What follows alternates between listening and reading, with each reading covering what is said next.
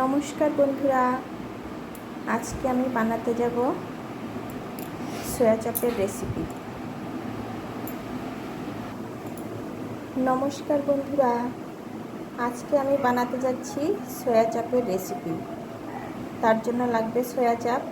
এগুলো টুকরো টুকরো করে কেটে নিয়েছি, বাকিগুলোও কেটে নেব। সয়া চাপের গ্রেভিটি বানানোর জন্য দুটো টমেটো নিয়ে নিলাম, সিদ্ধ করে নেব। তার সাথে দেব দুটো কিশমিশ, দারচিনি, একটা তেজপাতা,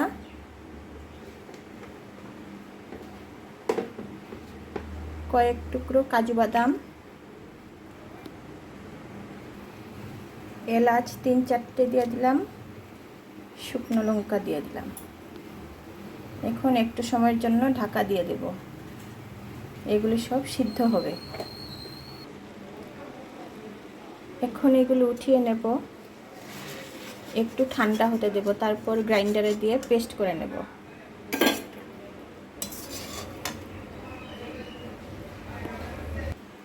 এইদিকে কড়াইটা গরম হয়ে গেছে, এখন তেল দিয়ে দেব।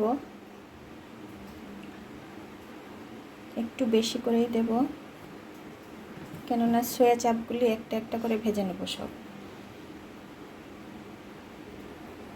তেলটা গরম হয়ে গেছে, এখন একটা একটা করে সবগুলি ছেড়ে দেব।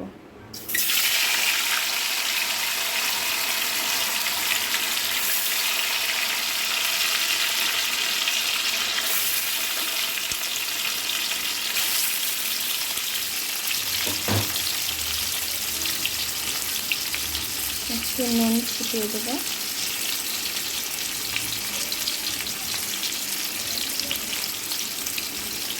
হলুদের গুঁড়ো একটু দিয়ে দেব।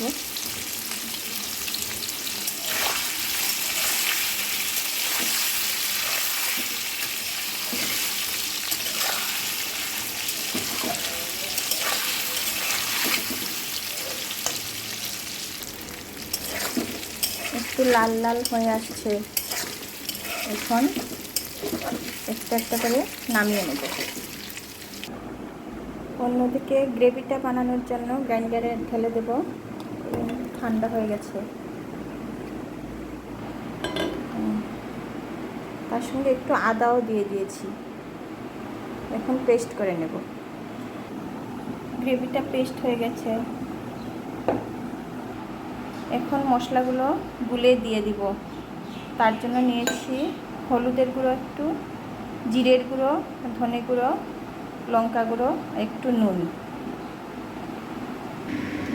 সেই সয়া চাপ ভাজা তেলের মধ্যেই দিয়ে দেব। তেজপাতা দিয়ে দিলাম, দারচিনি, দুটো এলাচ,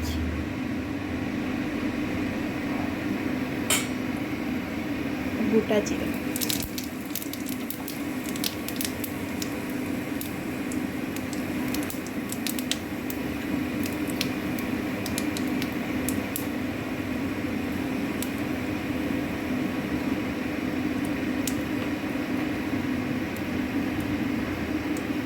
মশলাগুলো ভেজে নেব।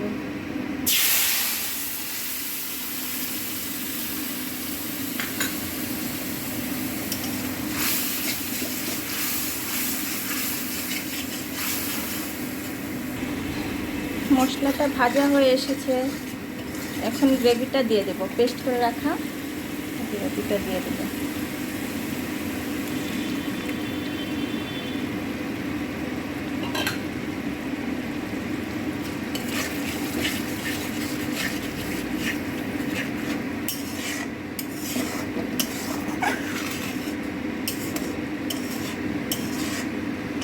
নুন আর ঝালটা আপনারা যেরকম পছন্দ করেন সেই অনুসারে দিয়ে দেবেন।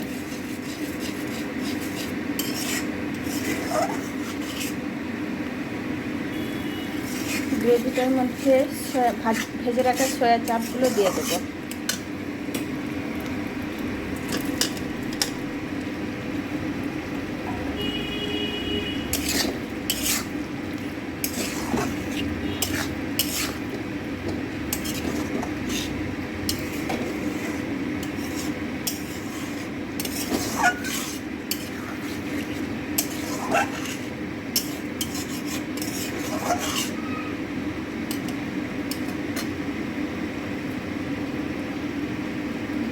জল দিয়ে ঢাকা দিয়ে দেব।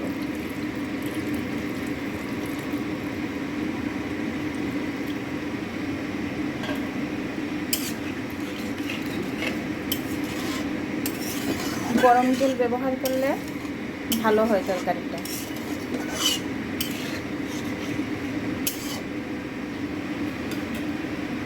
এখন একটু সময়ের জন্য ঢাকা দিয়ে দেব। ঢাকনাটা এখন সরিয়ে দেব।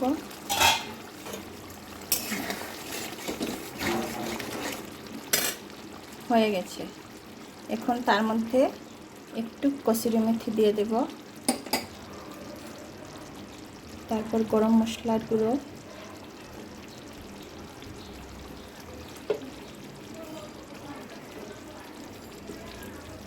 আর একটু ঘি।